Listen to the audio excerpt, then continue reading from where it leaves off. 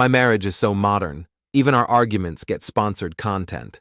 That's what I was thinking when Isla dropped her little bombshell over breakfast, stirring her oat milk latte with the kind of casual confidence that comes from never having to face real consequences.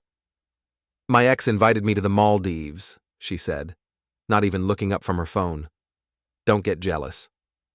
I'm Dean Callix, 35, freelance videographer in Seattle's tech-saturated landscape.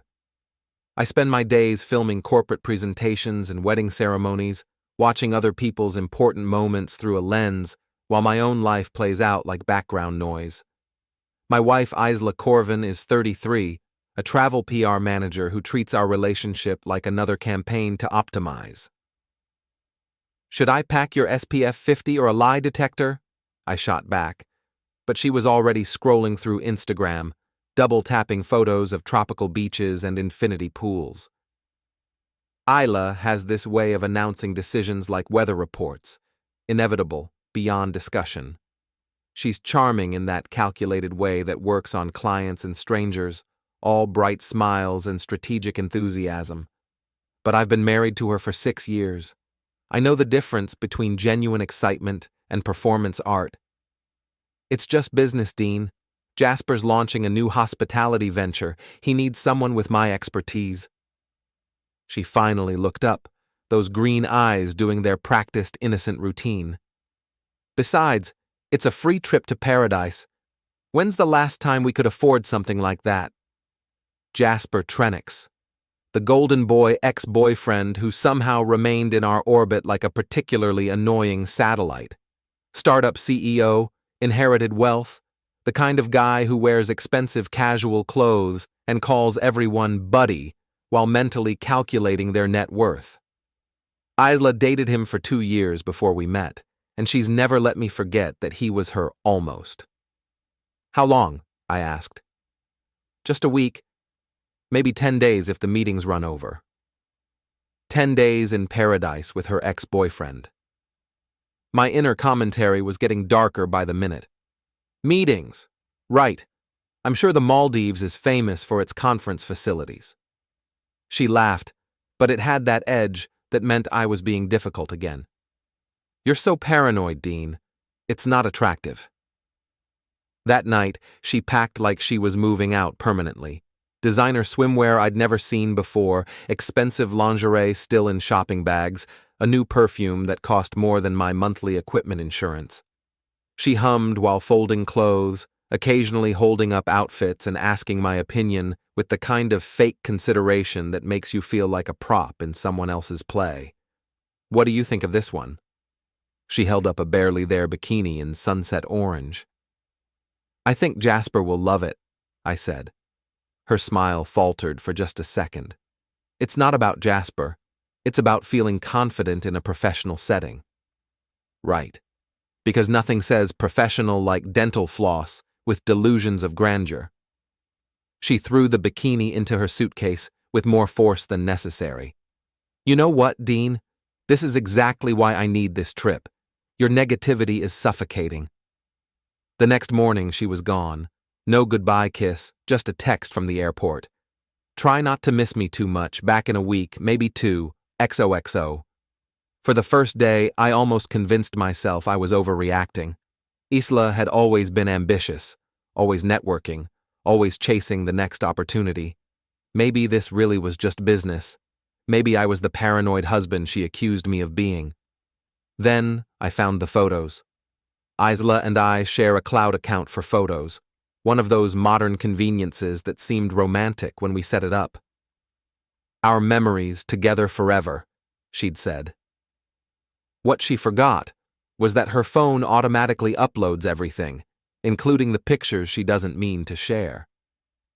I was looking for some old client photos when I saw them, beach selfies, candid shots.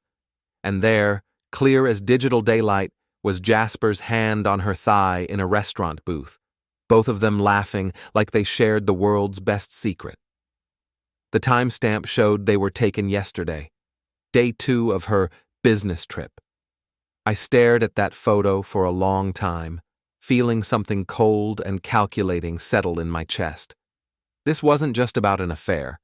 This was about being treated like an idiot, being expected to smile and wave while my wife and her ex-boyfriend played house in paradise on what was probably company money. But instead of calling Isla, instead of flying into a rage or booking the next flight to confront them, I did something else, something that would change everything.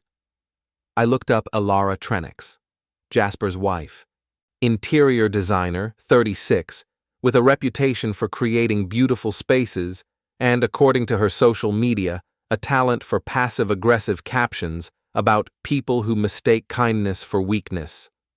I found her email through her business website and sent a simple message. I think we need to talk. Our spouses are in the Maldives together. I have photos. Her reply came back in less than an hour. Do we wait or have some fun? I stared at that message, feeling the first genuine smile I'd had in days spread across my face. I typed back, wait? Not a chance. Elara Trennix turned out to be nothing like what I expected. When we met at a coffee shop in Capitol Hill the next day, I was prepared for tears, denial, maybe some dramatic confrontation planning. Instead, I found a woman who looked like she'd been waiting for this conversation for years.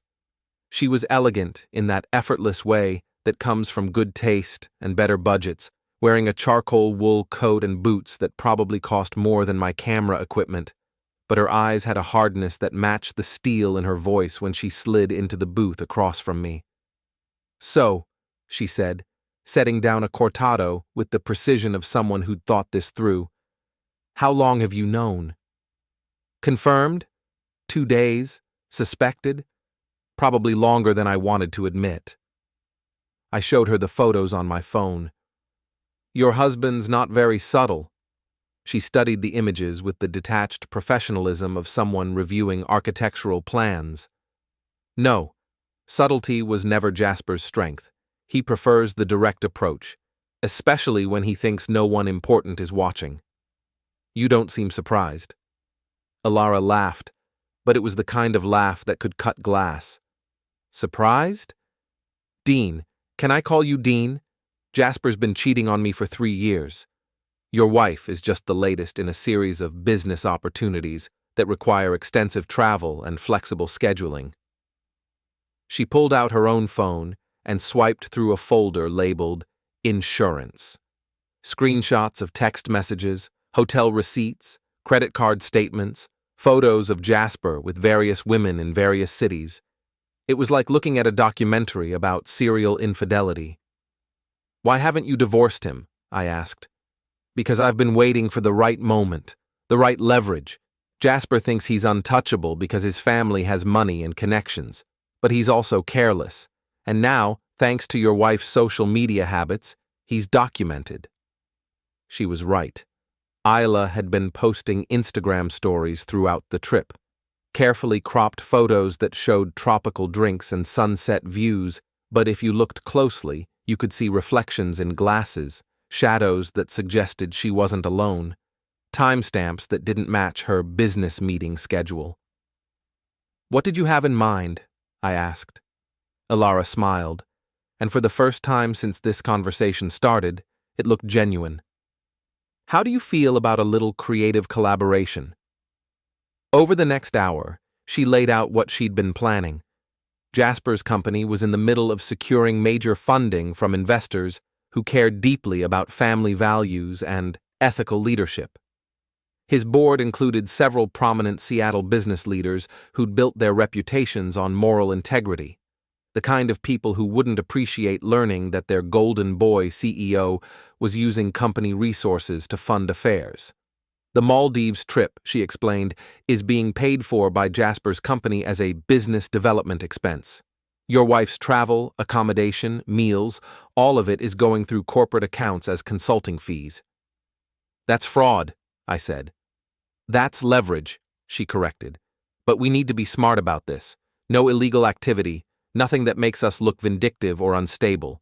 Just strategic information sharing. She'd already done most of the groundwork.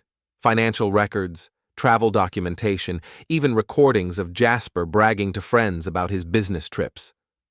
all perfectly legal to obtain as his wife, all perfectly damaging in the right context. What about Isla? I asked. What about her? She's a travel PR manager who's violating her company's ethics policies by accepting undisclosed gifts from clients. I checked. Her firm has very strict rules about personal relationships affecting professional judgment. I felt that cold calculation settling deeper into my chest. This wasn't just about catching cheaters anymore. This was about consequences. Real ones. There's one more thing, Elara said, sliding a business card across the table. I've been working with a divorce attorney for months, preparing. When this goes public, I'll be ready to file immediately with a complete financial picture and evidence of adultery. Jasper won't know what hit him. And me? You can do whatever you want. But if I were you, I'd make sure I was protected before they come home. That afternoon, I called Jordan Martinez, the lawyer whose card Elara had given me. 30 minutes later, I had my own consultation scheduled and a clear understanding of Washington state's divorce laws, community property, asset protection, the works. But I wasn't ready to file yet. I wanted to see this play out. I wanted to watch Isla come home confident and careless, expecting to slip back into our life like nothing had changed. I wanted her to feel as blindsided as I had. The next few days, I prepared. I documented everything. The photos, the timeline, Isla's social media posts, even her text messages that were still syncing to our shared iPad. I reached out to Ravi, a tech guy I'd worked with on corporate videos, and asked him to help me organize the digital evidence. Man, he said, scrolling through the files. This is like watching a slow-motion car crash. She's not even trying to hide it. That's what makes it perfect, I said. Elara and I met twice more that week, coordinating our approach. She'd already reached out to key people in Jasper's professional circle, not to gossip, but to plant seeds. Casual mentions of his extended business travel, questions about the company's consulting expenses, observations about how much time he was spending on hospitality ventures. The beautiful thing about Seattle's tech scene, she explained, is that everyone talks to everyone. Information spreads like wildfire, especially when it involves money and closeness. On Friday, exactly 1 week after Isla left, we put the first phase into motion. Elara sent a carefully worded email to Jasper's lead investor, expressing concerns about corporate governance and expense management, and requesting a review of recent travel expenditures. She copied the company's CFO and board secretary. I sent a similar message to Isla's boss, attaching screenshots of her Instagram posts and raising questions about undisclosed client relationships and potential conflicts of interest. Then we waited. Saturday morning, my phone buzzed with a text from Isla. Having the most amazing time. Jasper's project is incredible. Might extend a few more days to really dive deep into the strategy. Miss you. I showed the message to Elara over coffee. She shook her head, almost admiringly. She really thinks she's untouchable, she said. Not for much longer, I replied. That's when Elara's phone rang. Jasper's name flashed on the screen. She answered with a bright, innocent voice. Hi, honey. How's the business trip going? I could hear his voice through the phone, tense and rapid. Something about complications and misunderstandings and needing to clarify some financial matters. Elara's expression never changed. Oh, that sounds stressful. Is everything okay with the consulting arrangement? I hope there aren't any conflicts of interest or policy violations. That could be so embarrassing. More rapid talking from Jasper's end. Well, I'm sure you'll figure it out, she said sweetly. You always do. Give my regards to Isla. I'm sure she's being very professional. She hung up and looked at me with satisfaction. Phase 2 starts Monday, she said. Monday morning arrived gray and drizzly, typical Seattle weather that matched my mood perfectly. I was editing a wedding video when my phone started buzzing with notifications, text messages, missed calls, Instagram tags. Something was happening. The first text was from Mason, my best friend and owner of a dive bar in Fremont. "Dude, turn on Channel 5. Your wife's company is all over the news." I switched on the local morning show, just in time to catch the business segment. Travel PR firm Meridian Communications is under investigation for potential ethics violations involving employee relationships with clients. The company's stock has dropped 12% in early trading. I called Elara immediately. "Are you watching?" she asked without preamble. "How did this get to the media so fast?" Jasper's investor called an emergency board meeting yesterday. Someone leaked it to the business press. These things have a way of snowballing once they start rolling. She was right. By noon, the story had evolved from ethics investigation to corporate scandal involving misused funds and undisclosed relationships. Jasper's company was in full damage control mode, and Meridian Communications had suspended 3 employees pending investigation.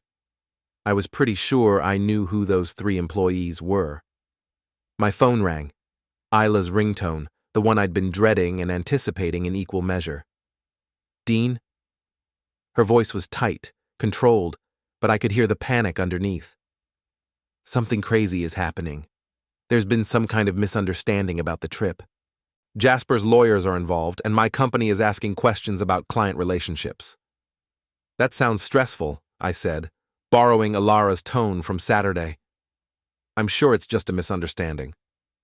I need to come home early, today. Can you pick me up from the airport?" "Of course," I said. "What time?" "The red eye gets in at 6 a.m., Terminal B. I'll be there." After I hung up, I called Elara. "She's coming home tonight," I told her. "Perfect. Jasper's flying back separately. Something about maintaining professional distance while the situation is resolved. I think reality is starting to sink in."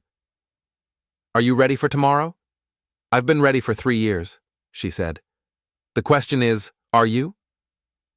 That night, I barely slept. I kept thinking about the conversation we were about to have, the look on Isla's face when she realized how completely her world had changed in the space of a week. Part of me felt guilty about the elaborate setup, the careful coordination with Elara, the way we'd orchestrated her downfall. But then I remembered that photo of Jasper's hand on her thigh, the casual way she'd announced her trip, the assumption that I would just accept whatever story she chose to tell. The guilt faded. I arrived at SeaTac at 5:30 a.m., positioned myself near the baggage claim with a clear view of the arrivals gate. When Isla emerged from the jetway, she looked like a different person than the confident woman who'd left 10 days ago. Her tan couldn't hide the tension in her face, and she was clutching her phone like a lifeline. She spotted me and hurried over, dragging her designer luggage behind her. "Thank God you're here," she said, reaching for a hug. "This whole thing is insane. Someone's spreading rumors about the trip, trying to make it look like something it wasn't."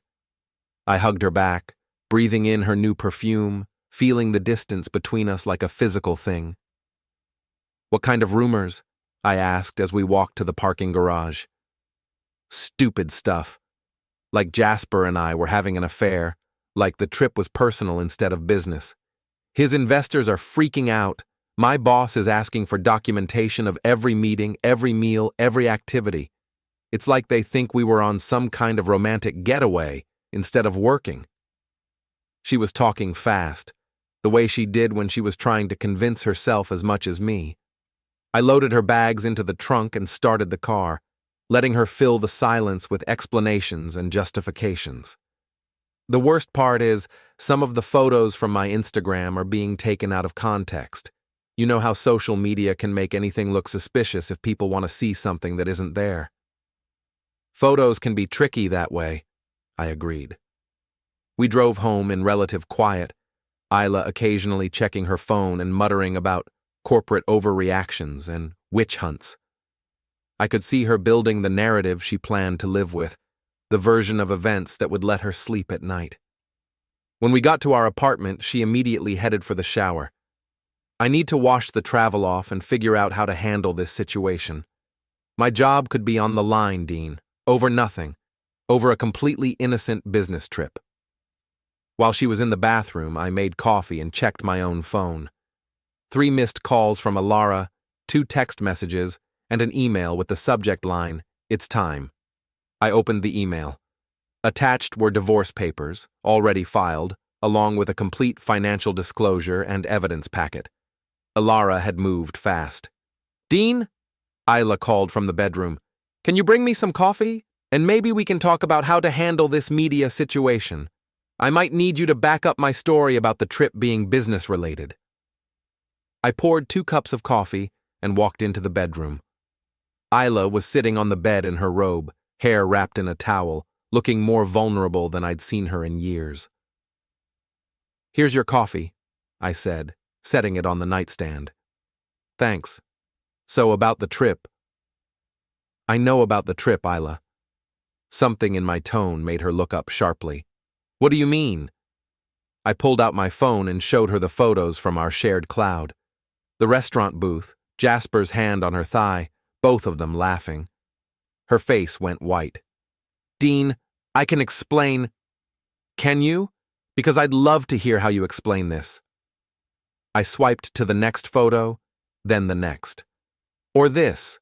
Or maybe you can explain why your business meetings all seem to take place in hotel rooms and on private beaches." She stood up, coffee forgotten, and I could see her mind racing through possible responses. Denial, minimization, counterattack. The full arsenal of someone who'd been caught but wasn't ready to surrender. "You were spying on me?" "I was looking at our shared photo account. You know, the one we set up to share our memories? Turns out you shared more than you intended." "It's not what it looks like." "It's exactly what it looks like. And apparently, it's also what it looks like to Jasper's investors, your boss, and the business media. Funny how that works." The realization hit her like a physical blow. "You did this. You're behind the investigation." "I'm behind wanting to know the truth. Everything else just followed naturally." She started pacing, the towel unwinding from her hair. "You have no idea what you've done. This could destroy my career, my reputation." "Your career was destroyed the moment you decided to use company resources for a romantic getaway. Your reputation was destroyed when you decided to lie to everyone who trusted you. I just made sure there were consequences." "Consequences?" Her voice was rising. "You want to talk about consequences? I could lose everything." "You already lost everything," I said quietly. "You just didn't realize it yet." That's when I handed her the envelope. "What is this?" "Divorce papers. Already filed. Along with a complete accounting of our shared assets and evidence of your affair. My lawyer says I have a strong case for keeping most of our joint property, since you've been using marital resources to fund your relationship with Jasper." She tore open the envelope, scanning the documents with growing horror. "You can't do this. We can work this out. It was just a mistake, a moment of weakness. 10 days in paradise isn't a moment, Isla. It's a choice, a series of choices. And now you get to live with the consequences." My phone buzzed with a text from Elara. "Jasper's been served. His lawyer wants to meet. This is moving fast." I showed Isla the message. "Your boyfriend's dealing with his own consequences right now. His wife filed for divorce this morning, too. Turns out she's been documenting his affairs for years. He's about to lose his company, his marriage, and most of his assets." Isla sank onto the bed, the papers scattered around her. For a moment, I almost felt sorry for her. Almost. "This isn't over," she said finally. "I'll fight this. I'll prove that you manipulated the situation, that you conspired to destroy my life." "Good luck with that," I said, heading for the door. "I'll be staying at Mason's for the next few days while you figure out your next move. My lawyer will be in touch about the property division." "Dean, wait!" But I was already walking away, feeling lighter than I had in months. 3 days later, I was editing video at Mason's bar when Elara walked in looking like she owned the place. She'd traded her elegant coats for jeans and a leather jacket, but she still carried herself with the confidence of someone who'd just won a major victory. "How's divorced life treating you?" she asked, sliding onto the bar stool next to me. "Surprisingly well. You?" "Jasper's lawyer called this morning. They want to negotiate a settlement. Apparently his board is pressuring him to resolve the personal situation quickly and quietly." Mason set down 2 beers without being asked.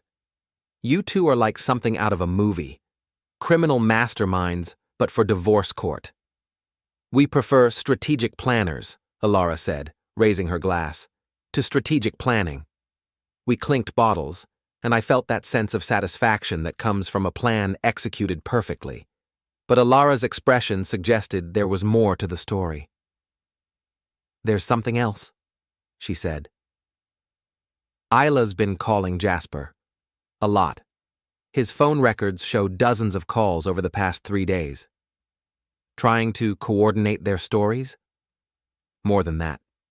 I think they're planning something. Some kind of counterattack. She was right to be concerned. That afternoon, I got a call from my lawyer with disturbing news. Isla had hired her own attorney, an expensive one, and they were preparing to challenge the divorce on grounds of emotional manipulation and conspiracy to defraud. "She's claiming you deliberately sabotaged her career and personal relationships through a coordinated campaign of harassment and defamation," Jordan explained. "It's a long shot legally, but it could complicate things." "Can she prove any of that?" "She doesn't have to prove it. She just has to create enough doubt to negotiate a better settlement. And if she can show that you and Elara worked together to damage both marriages, she might have grounds for a civil suit." I called Elara immediately. "We need to meet, tonight." We chose a restaurant in Ballard, far from our usual spots, and spent 2 hours going over everything we'd done, every email, every phone call, every piece of evidence we'd shared, looking for anything that could be construed as conspiracy or harassment. "The problem," Elara said, "is that we did coordinate. We did share information.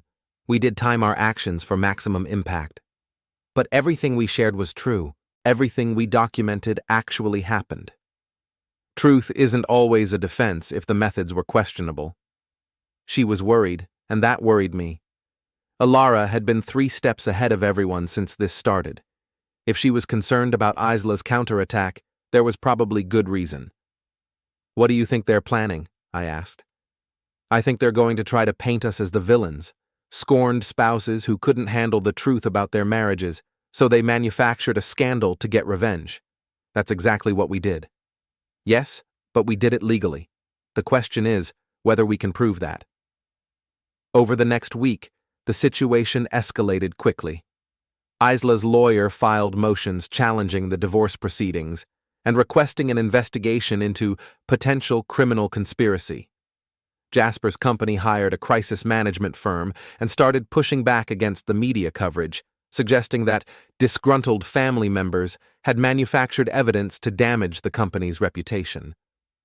The local business press picked up the story, and suddenly we were all characters in a very public drama. "Tech CEO and travel executive, love triangle or corporate conspiracy," ran as a headline in the Seattle Times business section. I started getting calls from reporters wanting my side of the story. Elara was dealing with the same thing. The narrative was shifting from cheating spouses caught red-handed to bitter divorce gets messy. "We need to end this," I told Elara during one of our increasingly frequent strategy sessions, "before it spirals completely out of control." "I agree, but how?" "We give them what they want, a public confrontation. Let them make their case in front of witnesses, on the record, where their lies can be documented." She looked at me like I'd suggested jumping off a building. "That's insane. Why would we want more publicity?" "Because right now, they control the narrative. They're painting us as conspirators and manipulators. But if we can get them to tell their side of the story publicly, with evidence, the truth will speak for itself." I'd been thinking about this for days. Isla and Jasper were betting on being able to muddy the waters enough to create doubt. But their version of events required a lot of lies, and lies are hard to maintain under pressure. "What did you have in mind?" Elara asked. "Jasper's company is having their annual investor presentation next week. big public event, lots of media coverage. What if we made sure the real story gets told there? How? Leave that to me. The next morning, I called Ravi, my tech consultant friend, and asked him to meet me for coffee. I had a proposition for him, and it was going to require some creative technical work. "You want to do what?" he asked after I explained my plan. "I want to make sure the truth gets heard, at the right time, in the right place, by the right people." "Dude, that's not hacking, but it's definitely not legal. It's not illegal either, it's just creative presentation." He looked at me for a long moment, then shook his head with a grin. "You know what? After what they did to you, I'm in. But if we get caught, I'm blaming you." Deal. The Meridian Hotel's rooftop event space was Seattle tech scene at its most pretentious. Floor-to-ceiling windows overlooking Elliott Bay, minimalist furniture that probably cost more than most people's cars, and a crowd of investors, journalists, and startup executives all trying to look casual while networking furiously. Jasper's company had rented the space for their annual presentation, a carefully orchestrated show designed to reassure investors and restore confidence after the recent personal difficulties of their CEO. I'd managed to get press credentials through a freelance contact, and Elara had received an invitation as the spouse of a board member. We arrived separately and positioned ourselves strategically around the room. The plan was simple. Let Jasper give his presentation, let him try to rehabilitate his image, and then make sure everyone heard the real story. Jasper took the stage at 7 p.m. sharp, looking every inch the reformed golden boy. Expensive suit, perfect haircut, and a speech about learning from mistakes and recommitting to corporate values. The crowd was eating it up. "Recent events have reminded me of the importance of transparency and accountability," he said, clicking through slides about quarterly earnings and growth projections, both in business and in personal life. I caught Elara's eye across the room. She nodded slightly. Time for Phase 1. Ravi had spent the week working with the hotel's AV system, ostensibly updating their presentation software, but actually installing some creative modifications. Nothing illegal, just a few additional features that would activate when I sent a specific signal from my phone. I pulled out my phone and opened the app Ravi had created. One tap, and the large screens around the room would start displaying a different kind of presentation. But before I could activate it, something unexpected happened. Isla walked into the room. She was dressed for battle in a black cocktail dress and heels that clicked against the marble floor with military precision. She scanned the crowd, spotted me near the bar, and started walking over with the kind of determined expression that meant trouble. "Hello, Dean," she said, loud enough for nearby guests to hear. "I didn't expect to see you here." "Free country," I replied, keeping my voice level. "How's the job search going?" Her smile could have frozen the sound. "Actually, I wanted to thank you. Your little stunt taught me some valuable lessons about trust and loyalty." "Glad I could help. You see, I've been doing some investigating of my own, about you and your new friend Elara, about your conspiracy to destroy 2 marriages and 2 careers, about the laws regarding harassment and defamation." She was talking loudly now, drawing attention from other guests. I could see phones coming out, people starting to record. This was exactly what she wanted, a public confrontation that would make me look like the aggressor.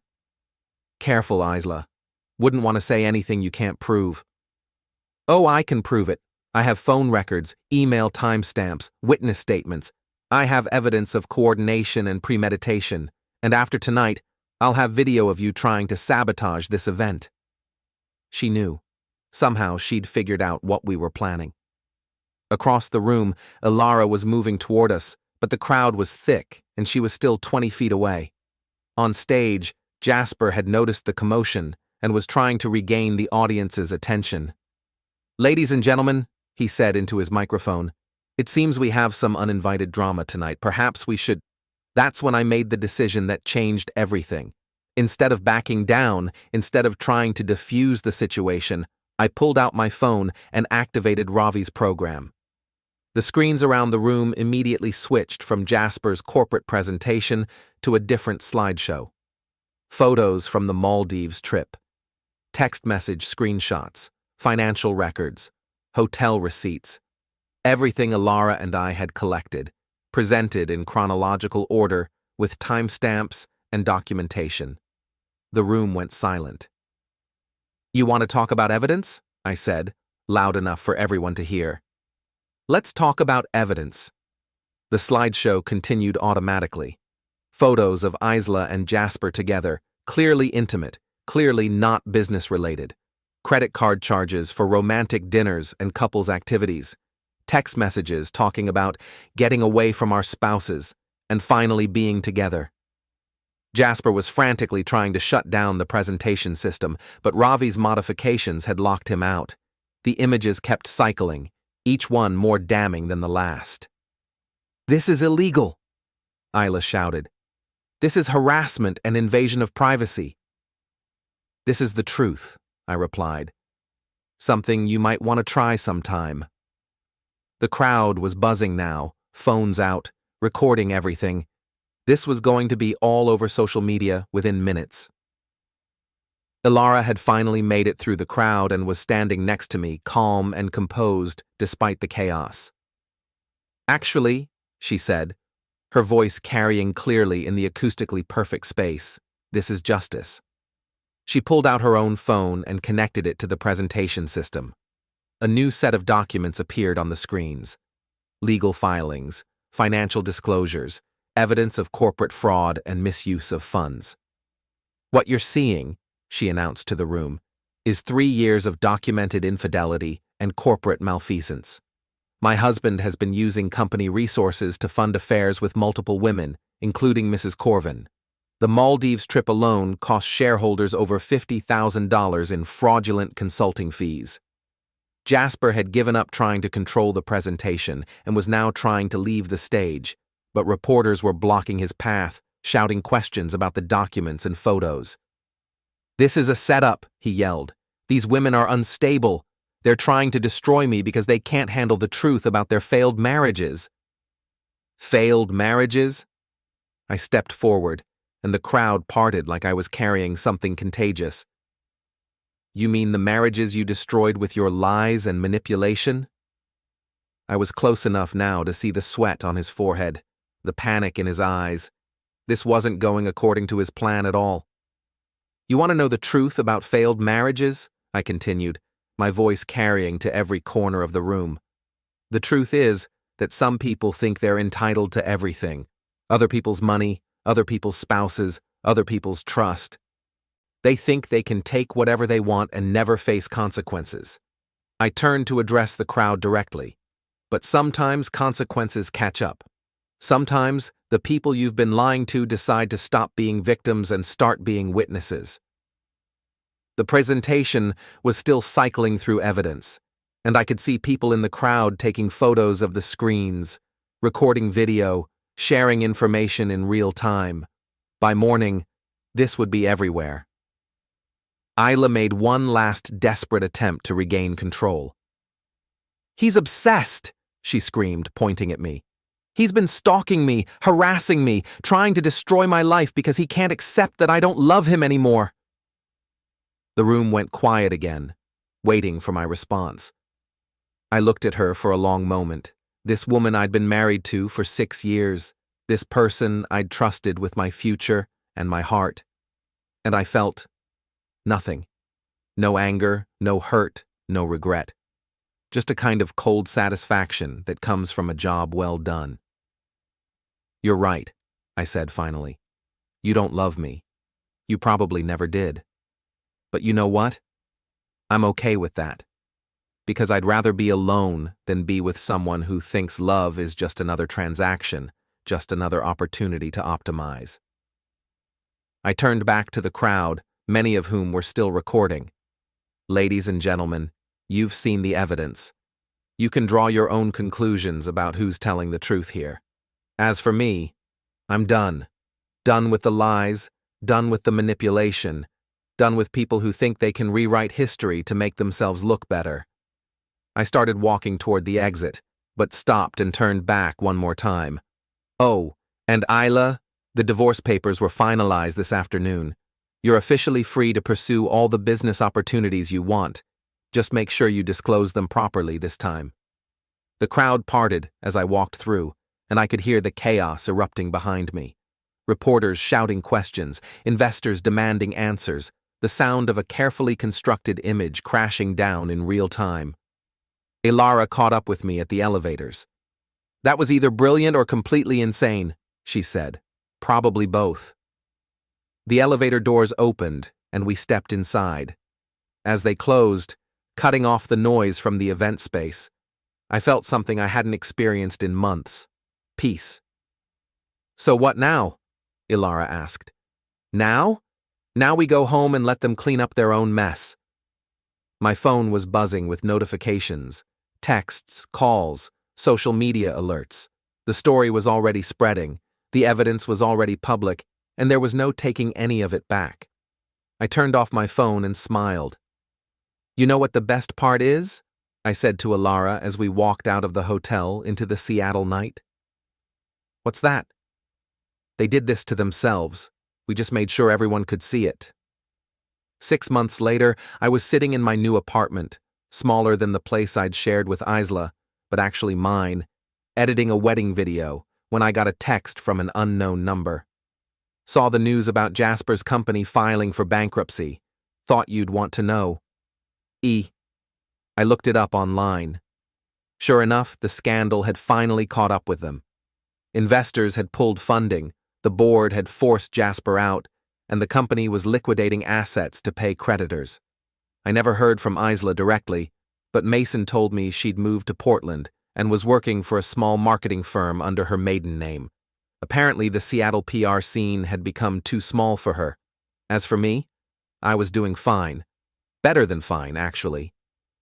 Turns out there's a market for videographers who specialize in authentic storytelling and truth in advertising.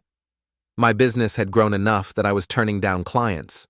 I'd even started dating again. Nothing serious yet, but I was optimistic. It's amazing how attractive honesty becomes once you've experienced the alternative. I finished the wedding video I was working on, a sweet couple who'd met in college and waited 8 years to get married because they wanted to be sure, and saved it to the cloud.